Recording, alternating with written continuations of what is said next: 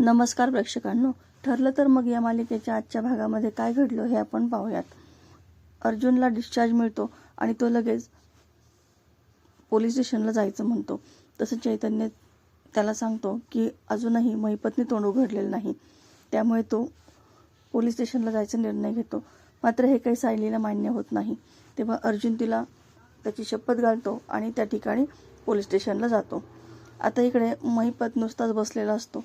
अर्जुन त्याला विचारतो की तुला आता मी शेवटचं विचारतोय, तुला सुपारी कोणी दिली होती? कोण आहे मास्टरमाइंड या सगळ्या मागचा? जर तू त्याचं नाव सांगितलंस ना तर मी तुला कोर्टाकडून कमीत कमी शिक्षा होईल असं बघेल। महिपत तरीही काही बोलायला तयार नसतो। तितक्यात त्या ठिकाणी नागराज येतो आणि त्याच्याकडे रागारागा पाहू लागतो।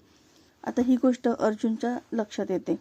इकडे प्रिया विचार करते, जर महिपतने तोंड उघडलं तर हे सुभेदार मला घरातून बाहेर हाकलून देतील।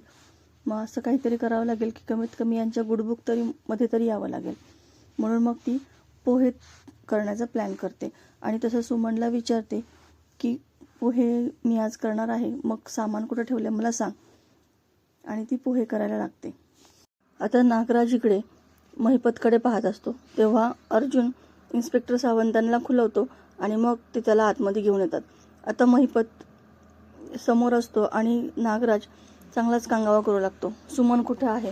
मला माहिती आहे तूच तिला लपवलं आहे, सांग। महिपत म्हणतो की सुभेदार साहेब काय विचारत होते तुम्ही? त्या मास्टरमाइंड व्यक्तीचं नाव विचारत होते ना? आणि तेवढ्यात नागराज मोठमोठ्याने ओरडू लागतो, हा महिपत सांगच तू आता नाव, कारण मला हे बघायचं आहे माझ्या दादाच्या जीवावरती कोण उठला आहे। तुला तुझ्या मेलेल्या पोरीची शपथ, खरं खरं सांग। आता महिपत साक्षीचं नाव ऐकल्यानंतर लगेच गप्प होऊन जातो आणि ही गोष्ट अर्जुनच्या लक्षात येते। आता नागराज पुन्हा पुन्हा तेच म्हणत असतो, हिम्मत असेल ना तर सांग, कळू तरी दे की कोण माझ्या दादाच्या जीवावरती उठला आहे। तुला तुझ्या पोरीची शपथ आहे, खरं खरं सांग। अर्जुन सावंतांना खुणवतो आणि सावंत त्याला तिथून घेऊन जातात। बाहेर आल्यावर सुद्धा नागराज तेच बोलत असतो, महिपत हिम्मत असेल तर खरं खरं सांग।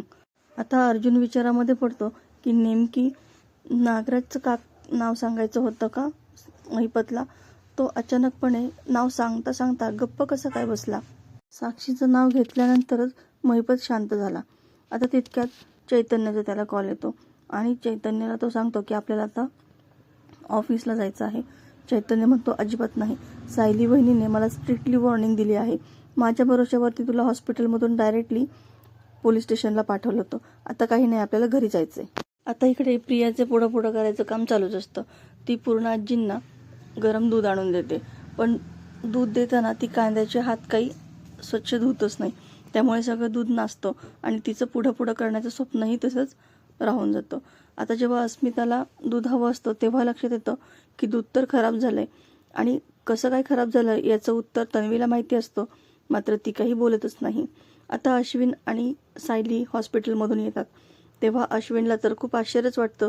चक्क प्रिया किचनमध्ये स्वयंपाक करत असते, सलमानसाठी नाश्ता करत असते। तो म्हणतो, असं जर असेल ना, काळजीपोटी जर तू करत असेल ना तर खरंच खूप चांगली गोष्ट आहे। प्रिया म्हणते, म्हणजे अश्विन तुझा माझ्यावरचा राग गेला ना? पण अश्विन काही न बोलता तिथून निघून जातो। इकडे नागराज सुमनकडे येतो। सुमन त्याला म्हणते की मला लाज वाटते, तुम्ही राक्षस आहात आणि इतक्या वर्ष मी तुमच्याशी संसार केला पण मला कधीच कळलं नाही तुमचा खरा स्वभाव, का तुम्ही पहिल्यापासूनच असे होतात? तेव्हा नागराज तिच्याकडे पाहून फक्त हसत राहतो। आता सुमन म्हणते, मला तर खात्री आहे दादांचा आणि वहिनींचा ॲक्सिडेंट करण्यामध्ये सुद्धा तुमचाच हात होता ना? बरोबर आहे ना? तुम्हीच त्या महिपतला हाताशी धरून हे सगळं केलं ना? तेव्हा मात्र नागराज रागातच तिच्याकडे पाहू लागतो। आता इकडे प्रियाने सर्वांसाठी पोहे केलेले असतात आणि ते खायच्या अगोदरच चैतन्य आणि अश्विनला तर मात्र दडकीच भरते। प्रियाने केलेले पोहे खायचे म्हणजे खूप मोठं आव्हानच होतं त्यांच्यासाठी। प्रेक्षकांनो, येणारे भाग अतिशय जबरदस्त आपल्याला पाहायला मिळणार आहेत। अशाच नवनवीन व्हिडिओ अपडेटसाठी चॅनलला सबस्क्राईब करा, नोटिफिकेशनसाठी बेल आयकॉन अवश्य दाबा। व्हिडिओ पाहिल्याबद्दल धन्यवाद।